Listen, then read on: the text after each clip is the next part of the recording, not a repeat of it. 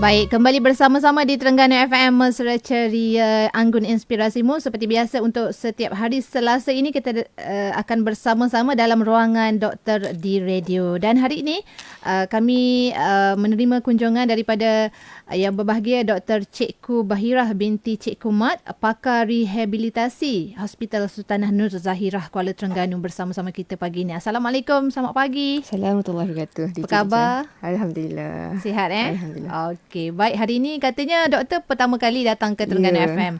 Selamat datang. Terima kasih. Baik, hari ini sebenarnya topik yang akan kita bincangkan adalah berkenaan dengan masalah pembuangan air kecil selepas kecederaan saraf tunjang. Jadi satu masalah yang sangat menarik juga untuk dibincangkan. Tetapi sebelum tu mungkin doktor boleh perkenalkan dulu diri doktor dan juga dah berapa lama sebenarnya di Hospital Sultanah Nur Zahirah ni. Okay. Bismillahirrahmanirrahim. Assalamualaikum warahmatullahi wabarakatuh. Terima kasih DJ Dija. So saya seperti yang DJ Dija perkenalkan tadi, Dr. Cikgu Bahirah binti Cikgu Mat. Saya pakar rehabilitasi lah di Hospital Sultanah Nur Zahirah. Sebenarnya saya baru saja berkhidmat sebagai pakar lah di Hospital Sultanah Nur Zahirah, Jabatan Rehabilitasi di HSNZ pada tahun inilah, bermula tahun ini. So sebenarnya memang saya sudah bekerja di Jabatan Rehab HSNZ cuma sebagai pegawai perubatan lah, MO kita kata. So ini baru habis master dan baru jadi pakar lah di Rehab HSNZ. Baik, tahniah doktor. Terima kasih. Dan berbalik pada perbincangan kita, masalah pembuangan air kecil selepas kecederaan saraf tunjang. Sebelum tu kita juga ada secara langsung di page Facebook Terengganu FM. Sebarang persoalan berkenaan dengan topik yang kita bincangkan, anda boleh tinggalkan komen ataupun nak bertanya ke apa sahaja. Boleh juga WhatsApp 010-344-6632. Dan doktor mungkin boleh jelaskan dengan lebih lanjut lagi berkenaan dengan saraf tunjang dan penyebab-penyebab berlakunya kecederaan saraf pada saraf tunjang ni. Okey, terima kasih DJ Dija. Jadi hari ini kita akan bincangkan tentang satu masalah yang mungkin dihadapi oleh pesakit yang mengalami kecederaan tulang belakang lah. Jadi sebelum kita sentuh lebih spesifik pada masalah yang dihadapi itu, mungkin kita nak tahu dulu apa sebenarnya saraf tunjang tu dan apa penyebab kecederaan saraf tunjang lah. Okay, so saraf tunjang ni sebenarnya adalah saraf yang terbesar dalam tubuh badan manusia. Kita kata dia terletak di dalam ataupun kita kata dia dilindungi oleh tulang belakang ataupun kita sebut sebagai vertebra lah. So dia boleh dibahagikan pada 4 bahagian, iaitu daripada pangkal otak ke bawah lah. So bahagian pertama adalah bahagian cervical, kedua adalah thoracic, ketiga lumbar dan sacral. So ada 4 bahagian. So saraf tunjang ni merupakan macam perantara antara otak dan anggota badan serta organ-organ dalam tubuh badan manusia. So apa fungsi dia? Fungsi secara amnya, fungsi saraf tunjang ni adalah untuk dihantar mesej ataupun hantar maklumat, apa kita kata hantar signal daripada otak ke organ-organ dalam badan dan juga anggota-anggota badan manusia, sebab tu kita boleh gerakkan tangan kita, gerakkan kaki kita, dan selain daripada tu dia juga bagi kita kebolehan untuk mempunyai dera rasa ataupun kita kata sensori lah. Yang kita rasa sakit, kita rasa sejuk, kita rasa panas tu, itu pun adalah salah satu fungsi daripada saraf tunjang lah. Okey, selain pada itu, saraf tunjang juga dia berfungsi dalam kawalan pembuangan air besar dan juga air kecil yang akan kita bincangkan lebih lanjut nantilah.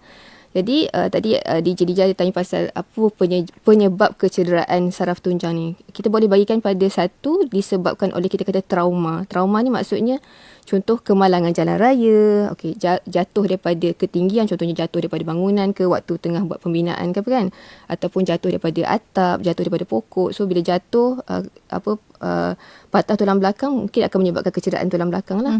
Selain pada itu boleh jadi juga sekiranya pesakit terkena tikaman ataupun tembakan yang terkena pada saraf tunjang pun boleh menyebabkan kecederaan saraf tunjang juga. Ada juga pesakit yang mengalami kecederaan saraf tunjang disebabkan oleh kemalangan waktu mereka macam buat aktiviti sukan lasak, contohnya macam ekspedisi berbasikal ataupun water rafting. So itu pun boleh menyebabkan kecederaan saraf tunjang juga lah. So itu kita kata penyebab daripada trauma. Ada juga penyebab disebabkan yang bukan trauma. Bukan trauma ni maksudnya disebabkan oleh ketumbuhan ataupun kanser yang terletak pada bahagian saraf tunjang dan menghimpit saraf tunjang tu pun akan menyebabkan kecederaan juga. Selain pada itu, jangkitan kuman ataupun radang yang terkena pada saraf tunjang pun boleh menyebabkan kecederaan saraf tunjang juga. Dan satu lagi boleh juga disebabkan oleh penuaan tulang belakang. So bila ada proses penuaan tulang belakang, ada tulang-tulang yang tak sepatutnya tumbuh dan menghimpit tulang saraf tunjang pun boleh menyebabkan kecederaan saraf tunjang juga. Baik. Jadi daripada apa yang doktor sebutkan tadi tu, kita nak tahu juga apa kaitan dia dengan masalah pembuangan air kecil. Okey, macam saya sebutkan tadi, fungsi saraf tunjang salah satunya adalah dia mengawal kawalan pembuangan air kecil. Jadi bila ada kecederaan, akan ada gangguan lah daripada penghantaran maklumat ni. Jadi bila ada gangguan penghantaran maklumat, dia akan menyebabkan pesakit boleh mendapat ketidakupayaan. Contohnya macam tadi saya kata, dia hantar maklumat untuk menggerakkan tangan, menggerakkan kaki, bagi dia rasa. Jadi pesakit yang mengalami kecederaan saraf tunjang ni, dia boleh mendapat ketidakupayaan seperti lumpuh bahagian lumpuh ataupun lumpuh sebahagian badan, ataupun mempunyai masalah daripada diri rasa, hilang diri rasa, dan juga hilang fungsi kawalan air kencing lah. So kalau kita tengok, kita fokus pada, untuk hari ini kita fokus pada masalah pembuangan air kecil dalam selepas kecederaan saraf tunjang ni. So masalah pembuangan air kecil selepas kecederaan saraf tunjang ni kita panggil juga sebagai neurogenic bladder lah, di mana terdapat gangguan daripada dalam sistem kawalan pembuangan air kecil. Maksudnya pesakit tidak boleh buang air kecil tu secara normal. Ada beberapa masalah yang akan timbul, dia bergantung pada paras kecederaan dan juga tahap keterukan kecederaan saraf tunjang yang dialami lah. So antaranya yang pertama, pesakit mungkin ada masalah untuk membuang air kencing. Maksudnya kita kata pesakit tu ada masalah untuk kencing lah. Jadi walaupun pundi kencing tu dah penuh, berada rasa nak kencing, tapi tak boleh nak keluarkan air kencing. Jadi pundi kencing tu terus membesar dan menyebabkan ketidakselesaan lah. Itu mungkin masalah pertama yang boleh dihadapi. So yang keduanya, pesakit mungkin ada masalah untuk menyimpan air kencing. Sepatutnya pundi kencing kita ni dia boleh simpan lebih kurang dalam 400 ke 500 air kencing lah, maksimum. Tapi biasanya kalau dah 350 ke 400, kita dah start rasa nak kencing dah. Tapi ada pesakit dia ada masalah macam tadi, tak boleh nak kencing, dah penuh tak boleh nak keluar. Ini tak boleh nak simpan. Walaupun tak penuh lagi, 200 macam tu dah terkeluar sendiri tanpa sedar, tanpa kawalan. So dia tak sedar pun tiba-tiba terkencing, tiba-tiba basah. So itu antara masalah kedua yang mungkin dihadapi lah. Ada juga pesakit yang dia hilang langsung deri rasa untuk kencing tu. Pundi kencing penuh tapi tak ada rasa apa-apa pun. Tiba-tiba bila terlalu penuh sangat dan pundi kencing dah tak boleh tampung, terkeluar sendiri. So ada juga macam tu. Dan ada juga yang boleh kencing tapi sebenarnya dia kencing tu tak normal. Apa kita kata tak normal? Satu, kencing tapi sebenarnya jumlah kencing tu sikit saja. Macam bila kita buat ukuran air kencing tu 20 cc. So sepatutnya setiap kali kita kalau ikutkan dia ada kiraan lah untuk air kencing tu dalam 1 cc per kg per hour, setiap jam lah. Untuk 1 kg tu 1 cc air kencing lah. So dalam mungkin setiap kali kencing tu dalam 200.5 ke 300 macam tu. Tapi bila pesakit ni kencing, sebenarnya bila kita ukur kadang 50, so sebenarnya sikit. So sebenarnya yang tersimpan dalam pundi kencing tu lagi banyak. Jadi itu kita kata tak selamat lah. Ada juga yang tak boleh tahan kencing. Rasa nak kencing tapi bila nak kencing tu tak sempat nak pergi toilet, dah terkencing. Padahal toilet pun tak jauh mana pun. Biasanya orang normal sepatutnya boleh tahan kencing sampai kita jumpa toilet lah. So itu antara masalah yang boleh dihadapi di kalangan pesakit yang kecederaan tulang belakang lah. Macam saya kata, bergantung pada paras dan juga keterukan. Baik. Jadi keadaan ini boleh berlaku kepada sesiapa sahaja, tak kira peringkat umur. Sesiapa yang mengalami kecederaan saraf tunjang. Baik, menarik sebenarnya apa yang doktor kongsikan kepada kita. Nak tahu macam mana kaedah rawatannya selepas ini, kerana kita nak berhenti rehat seketika. Kembali lagi selepas ini dalam ruangan doktor di Radio Terengganu FM.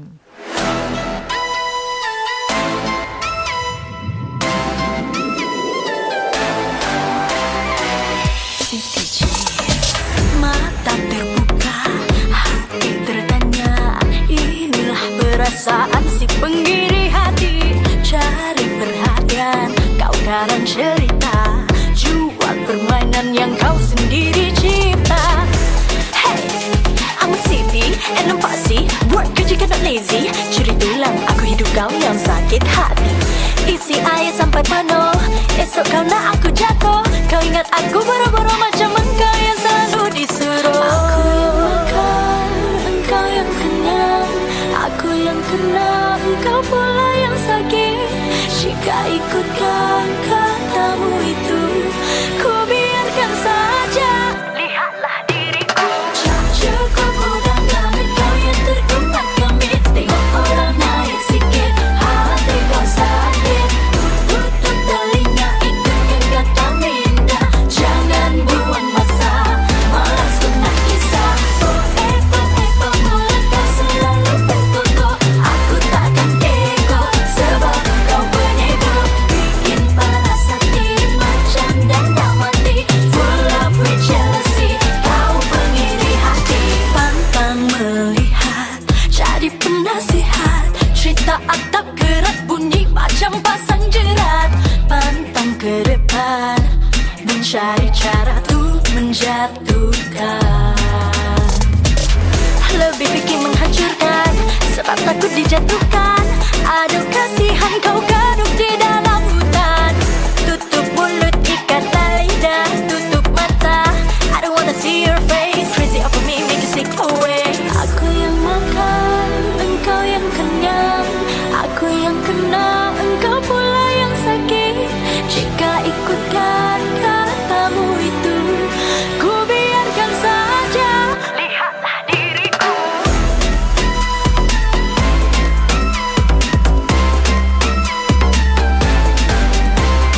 Tak cukup udang kami, kau yang terkumat kami. Tengok orang naik sikit, hati kau sakit. Kesakitan yang tak terkata, hanya aku bisa merasa. Keberitaan datang melanda, ini masanya ku buktikan.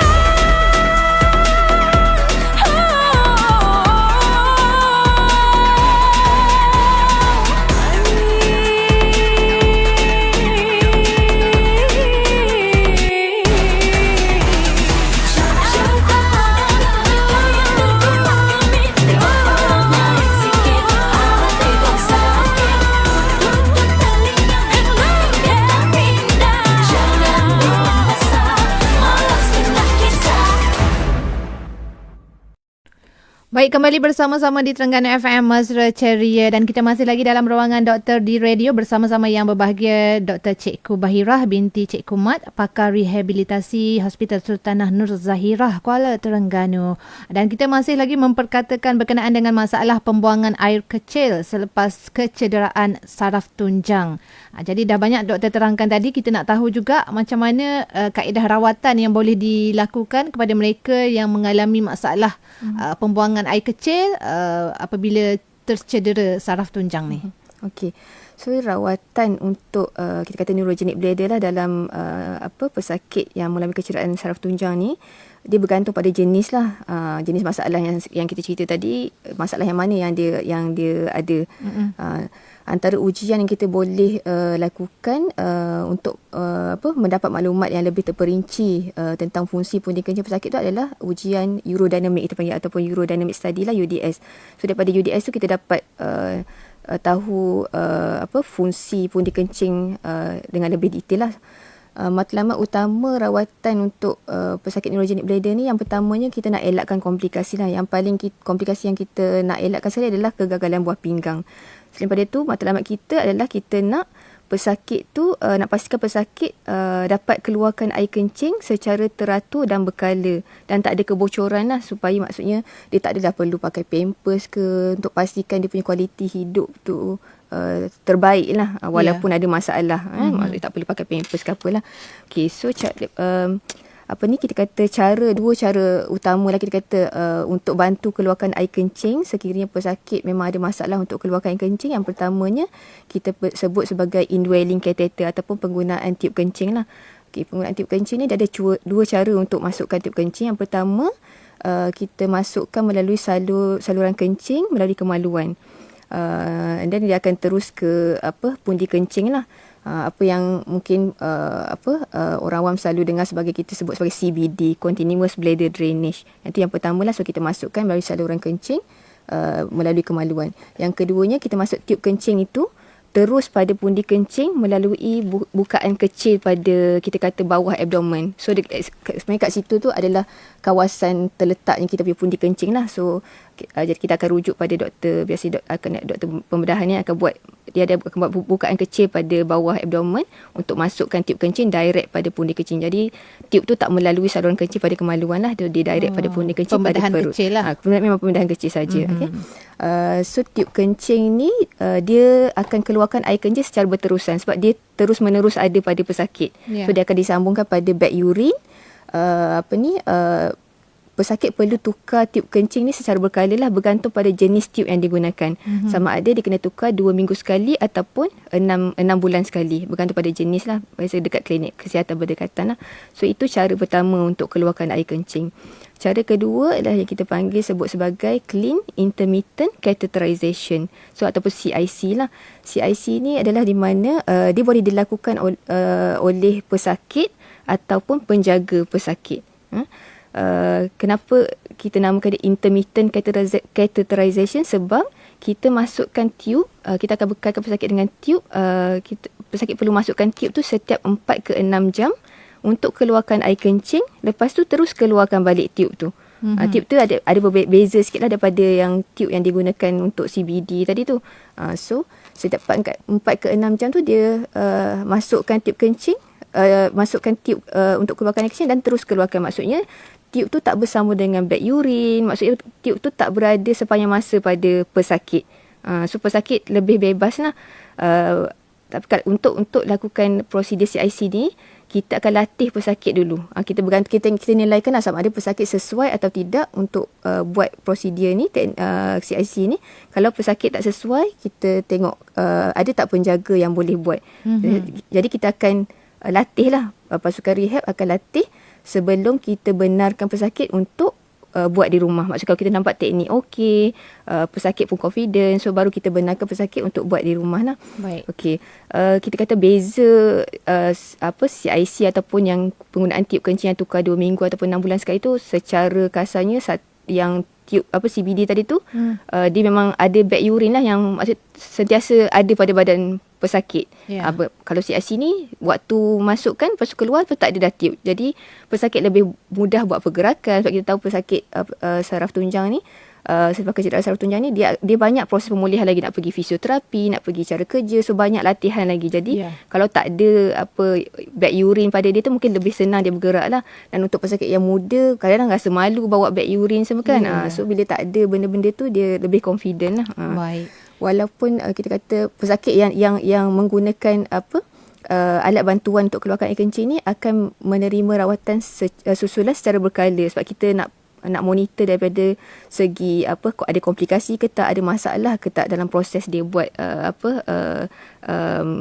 CIC ataupun menggunakan CBD tu lah. Baik, itu antara kaedah yang digunakan, menggunakan alat-alatan lah.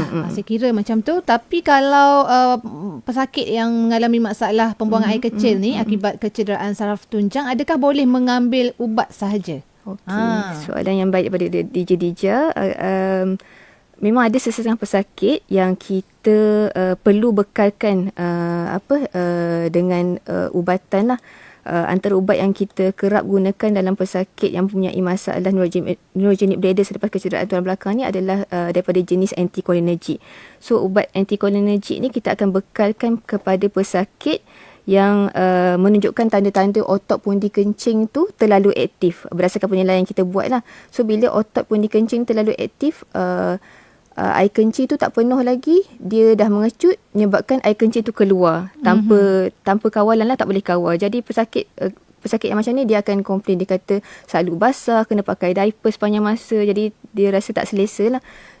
Jadi kita akan bekalkan ubat anticholinergic untuk pesakit yang ada masalah otot pundi kencing yang terlalu aktif ni untuk kita kawal kontraksi otot pundi kencing tu. Sebab kalau bila otot pundi kencing tu mengecut, kadang dia menyebabkan tekanan terlalu tinggi dalam pundi kencing. Dan tekanan terlalu tinggi ni akan beri kesan kerosakan pada buah pinggang lah. So itu yang kita nak elakkan, sebab tu kita bagi ubat anticholinergic ni untuk kawal kontraksi otot pundi kencing tu supaya tekanan tu tak terlalu tinggi lah. So itu adalah salah satu ubat yang kerap kali kita gunakan lah, yang ubat anticholinergic. Boleh digunakan jugalah. Tetapi bergantung pada pesakit yang perlulah. Baik doktor. Ini kita ada soalan daripada rakan kita menerusi WhatsApp. Assalamualaikum Dija dan doktor, daripada Hassan dari Tok Jiring ni. Dia tanya mana yang lebih molek, masukkan tiup dari kemaluan ataupun secara terus ke pundi tadi, yang dua kaedah yang doktor sebutkan tadi. Adakah dia memberi kesan kepada saluran kencing? Maksudnya kita akan bincangkan dengan pesakit, dan kalau ada macam penjaga, contohnya isteri ke apa ke, so kita buat perbincangan bersama-sama lah. So kita bagi tahu apa pilihan yang ada, macam satu CBD tadi, lepas tu masukkan direct ke pundi kencing, lepas tu CIC. Dan kita kalau sesuai, kita bagi pesakit untuk buat pilihan lah. Kalau untuk tiup yang masuk ke pundi kencing ni, tiup yang masuk melalui saluran kencing melalui kemaluan, salah satunya tak pasal sebut, maksudnya kalau dia akan mengganggu daripada proses nak bersama. So kadang-kadang pesakit dia consider benda tu lah. Maksudnya benda tu ada di kemaluan, so dia akan mengganggu. Berbanding dengan yang dekat perut, so dia tak kacau saluran kencing dekat kemaluan, so didirect pada pundi kencing. So itu adalah antara benda kita akan maklumkan lah. Kadang-kadang pesakit memang consider benda tu. Maksudnya boleh dipilih ke oleh pesakit sendiri? Kalau tak ada masalah lain, maksudnya tak ada komplikasi, sesuai dua-dua, boleh dipilih. Sebab ada juga yang bila terlalu lama guna tiup kencing melalui saluran kemaluan tu, dia akan ada, kita kata, fibrosis, ada komplikasi lain jugalah kalau terlalu lama guna. Ada juga, ada yang memang dah tak sesuai dah guna masukkan tiup kencing tu melalui saluran kencing pada kemaluan. So memang kita, itu kalau itu tak ada option lah, tak boleh guna yang itu, kena ke perut atau kena ke perut lah. Faham. Maksudnya mungkin dengan nasihat doktor lah selepas kaedah rawatan tu. Okey. Baik doktor, kita nak berehat seketika sekali lagi. Kembali selepas ini. Banyak lagi ni persoalan daripada rakan-rakan kita di WhatsApp. Tetapi kita nak berehat seketika. Kembali selepas ini di Terengganu FM.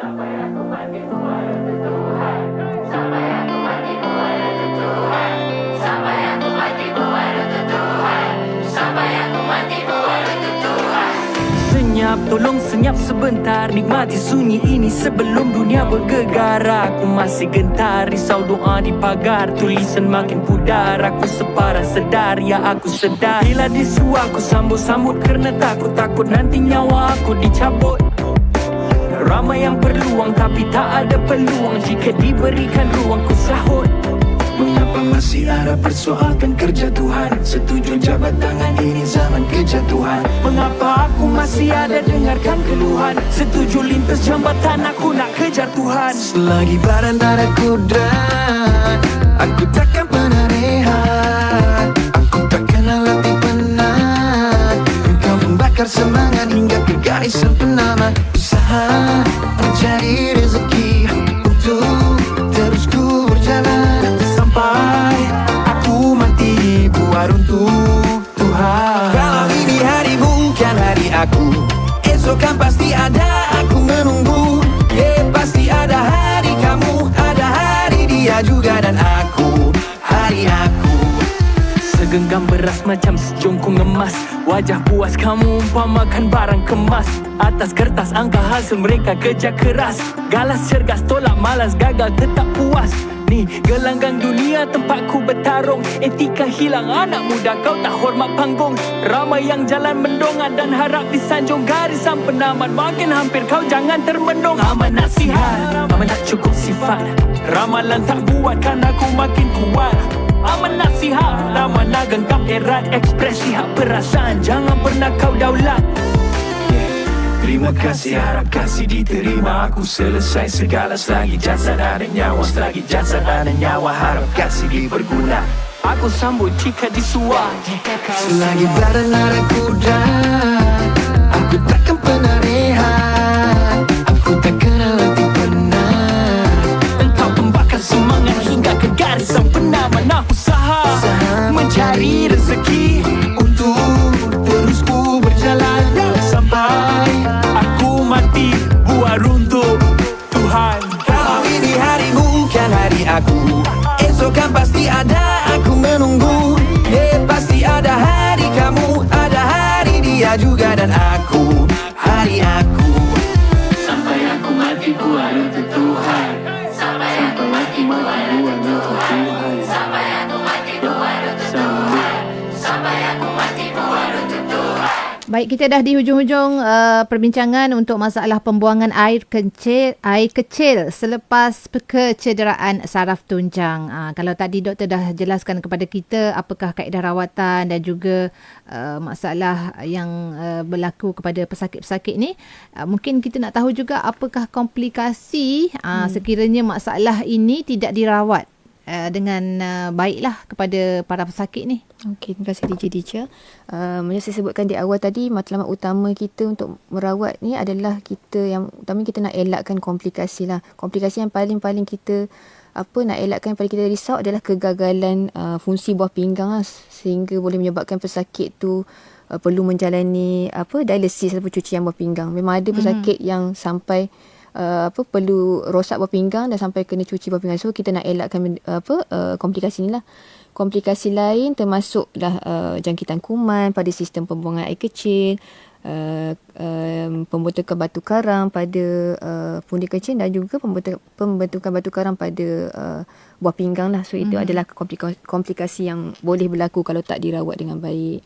Okey, dan kita juga ada persoalan daripada rakan kita Azhar ni, umur 53 tahun, tetapi katanya masalah saya tak boleh nak tahan kencing. Dah jumpa doktor pakar dan OAB. Soalan saya, adakah saraf saya bermasalah? Jadi mungkin ini ada tak berkaitan dengan masalah pembuangan air kecil akibat daripada kecederaan saraf tunjang, doktor?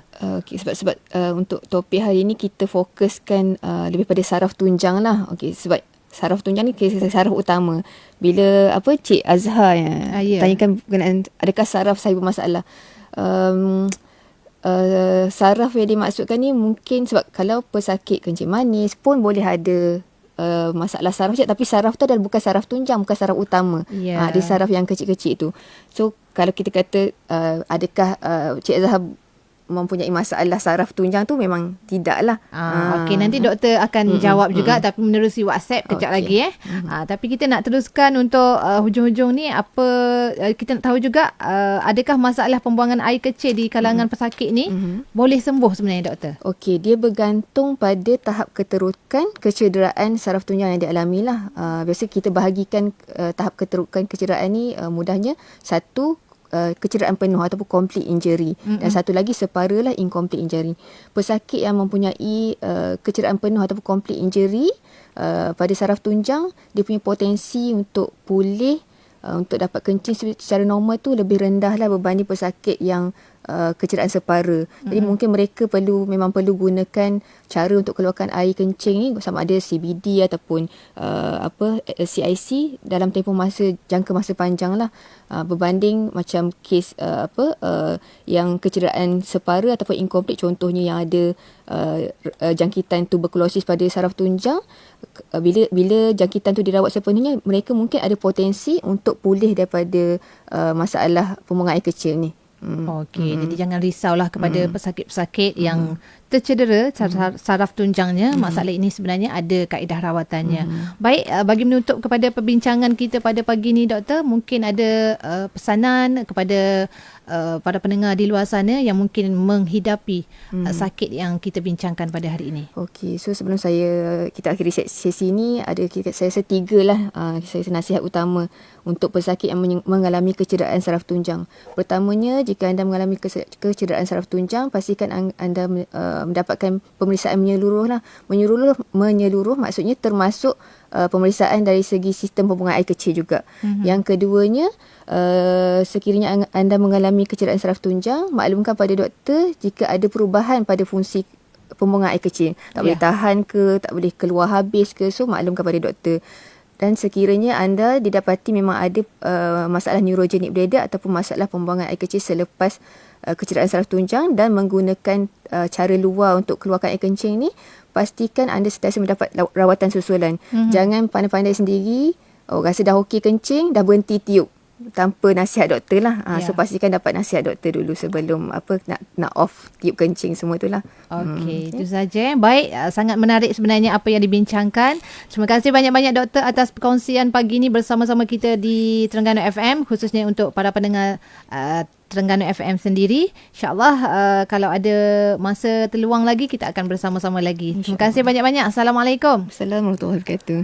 Okey, itu dia kita baru sahaja bersama-sama yang berbahagia Dr. Cikgu Bahirah binti Cikgu Mat, pakar rehabilitasi Hospital Sultanah Nur Zahirah HSNZ Kuala Terengganu, bagi membincangkan berkenaan masalah pembuangan air kecil selepas kecederaan saraf tunjang. Jadi insyaAllah kita dah nak masuk jam kedua ni. Dah masuk dah jam kedua, pukul 11 dah. Kejap lagi kita sama-sama ikuti Refleksi Anggun terbitan Marina Ahmad dengan tajuk Khutbah Terakhir Nabi Tentang Wanita.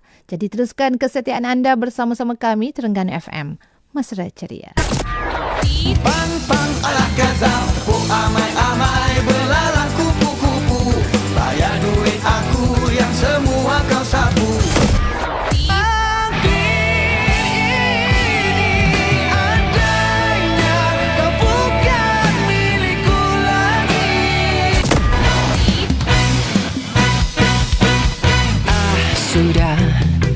Teruskan bersama-sama kami di Terengganu FM.